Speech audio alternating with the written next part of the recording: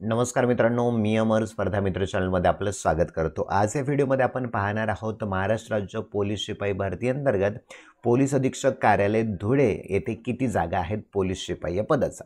मित्रांनो, एकूण जागा आहे तर तुम्ही पाहू शकता 57 जागा आहेत। आता जातनिहाय म्हणजेच प्रवर्गासाठी किती जागा आहेत सगळं डिटेलमध्ये आपण पाहूया। तुम्ही पाहू शकता टोटल 57 जागापैकी अनुसूचित जातीसाठी आहेत 4 जागा। त्या आहेत सर्वसाधारणला 2, महिलाला 1 आहे, तर माजी सैनिकला 1 आहे। नंतर येतो अनुसूचित जमातीसाठी टोटल 5 जागा। या 5 पैकी सर्वसाधारणला 2, महिलाला 2 आहेत, तर माजी सैनिकला 1 आहे। नंतर आहे विजा अ म्हणजे विमुक्त जाती गट अ साठी 3 जागा आहेत। या 3 पैकी सर्वसाधारणला 3 आहेत। नंतर आहे भज ब, हे भज ब साठी 0, भज क साठी 5 आहेत। या 5 पैकी सर्वसाधारणला 2 आहेत, महिलाला 2 आहेत, माजी सैनिकला 1 आहे। नंतर आहे भज ड, भटक्या जमाती गट ड साठी एकूण 2 जागा आहेत। या 2 पैकी सर्वसाधारणला 2 आहेत। नंतर येतो विमाप्र विशेष मागास प्रवर्गाला 5 जागा आहेत। या 5 पदांपैकी सर्वसाधारणला 2 आहेत, महिलाला 2 आहेत, तर माजी सैनिकला 1 आहे।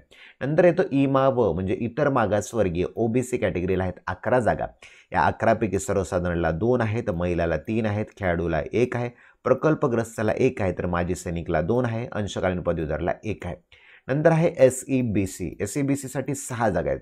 या 6 पैकी सर्वसाधारणला 3 आहेत, महिलाला 2 आहे, माजी सैनिकला 1 आहे। नंतर आहे ईडब्ल्यूएस म्हणजेच काय इकॉनॉमिकली वीकर सेक्शन म्हणजे आर्थिक दुर्बल घटक। या प्रवर्गाला 5 जागा आहेत। या 5 पदांपैकी सर्वसाधारणला 2, महिलाला 2 आहेत, तर माजी सैनिकला 1।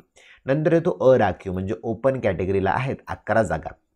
या 11 पदांपैकी सर्वसाधारणला 2 आहेत, महिलाला 3 आहेत, खेळाडूला 1 आहे, प्रकल्पग्रस्ताला 1 आहे, माजी सैनिकला 1 आहे, तर अंशकालीन पदवीधरला 1 आहे, तर पोलीस पाल्याला 1 आहे। अशा पद्धतीने टोटल ह्या 57 जागा आहेत। नंतर पाहूया मित्रांनो, आपण इथे तुम्हाला दिलेलं असेल बघा, ओके, म्हणजे गृहरक्षक दलसाठी किती आहेत। ओके, तर गृहरक्षक दलसाठी विशेष आहे इतर मागासवर्गीयमध्ये 1 आहे। ओके, म्हणजे होमगार्डच्या याच्यासाठी ओके इतर मागासवर्गीयमध्ये आणि ओपनमध्ये 1 जागा आहे कोणासाठी गृहरक्षक दलसाठी। आता अनाथसाठी किती आहेत बघा, तर अनाथसाठी मित्रांनो इथे दिलेलं आहे तर 6,4,2 तर एकूण रिक्त पदांच्या 1% इतकी पदे अनाथ प्रवर्गासाठी आहेत। ओके, आता मित्रांनो आपण चला ही होती अत्यंत महत्त्वाची जाहिरात। व्हिडिओ जर आवडला असेल तर व्हिडिओला लाईक करा, चॅनलला सबस्क्राईब करा। येथे थांबूया। Thank you for watching this video.